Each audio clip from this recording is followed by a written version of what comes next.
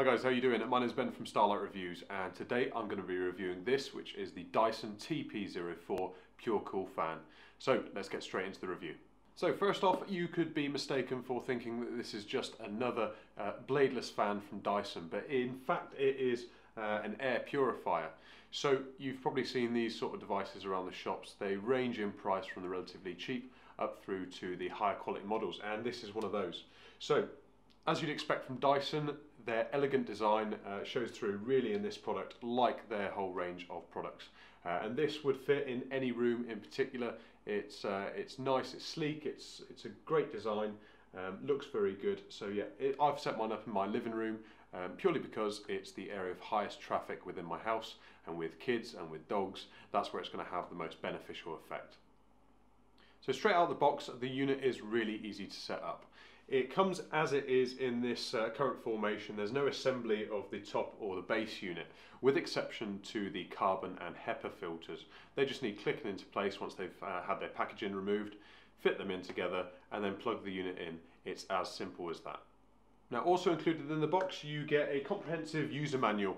It's really easy to understand, really easy to follow, and it goes through all the functions of the unit with you. Now, it does come with an app as well, which you can use with the unit. So there's the option of having a digital operating manual available on your smart device as well. There is also a remote controller, nice little small grey unit here, which works with all the functions of the unit. And that's ready to set up. It's already connected, so you don't have to worry about sort of pairing the two together. So let's have a look at it in a bit more detail then. So as you can see from this front unit, this hollow empty area here is where the air flows from. You can see some of the vents just on the left and the right hand side. This isn't the only place that the air can come out. You can customize the airflow to also come out the rear as well. Moving down then, just on the top here, you have the on and off button. Again, you can either press it on that or your controller, or use the inbuilt app to turn on the device. On the front you have a little LED display which you can customize whatever display you want on there, depending on what it's doing at the present time, or whether you show historical data or you want a bit more information, but we'll talk more about that just shortly. Just to the bottom then, you have the unit which actually takes in and filters the air. Again, there's HEPA filters and carbon filters, really easy to install. They click into place and that is it, ready to go. Now, there is no designated lifespan of these filters.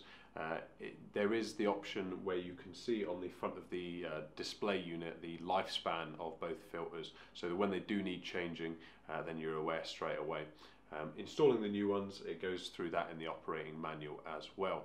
Now, with the running costs, I haven't had the unit long enough to give you any accurate data of its energy efficiency, but you will need to take into account the cost of the filters within the lifespan of the unit. Now, as I said before, I've got my unit set up in my living room because it's the area of high traffic.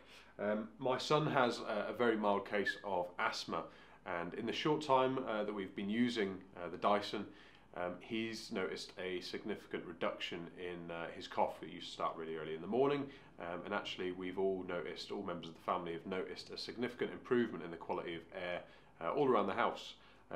But certainly in here there is a difference. So I'll go through some of the functions now with you. The first one is the option to display various types of information on the display here. So as you can see, we've got a display which tells us what's currently happening. Now, I've got it set to #1 fan speed at the moment, which is the lowest setting there, so I'll adjust that in a minute. But I can just change, using the controller, the different types of information that are on screen. We can have a look at the varying types of air quality according to what's going on at the moment. You can also have a look at if I click it once more, the current air temperature, 21 degrees. Humidity, currently at 51. And then this tells us the filter life of both the HEPA and carbon filters. So this is where you'd select to see just how far along their lifespan they are. And then we can go back to the Wi-Fi menu and finally to the first display. Now you can have it completely autonomous by clicking the auto button just on the controller here, and then the fan will decide what speed it needs to be and what it's doing, how long it stays on for, and then it switches itself off. So it's got this smart function where actually you don't have to do much, set it to auto and it will decide when it needs to run and not. You have the option also to change the airflow, so I've got it currently set to come out of the front. If I just click that button once,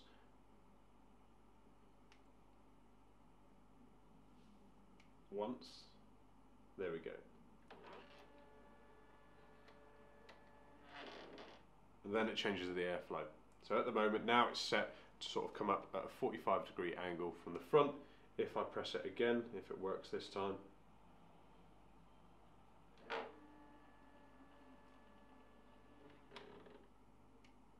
and I can press that again, and then it's coming out the back. So there we go. The next function is the oscillation. So you can have the fan either still, as it is now, click this button just on the left hand side, and it will decide to oscillate 45 degrees, 90 degrees, 180 degrees, or 350 degrees.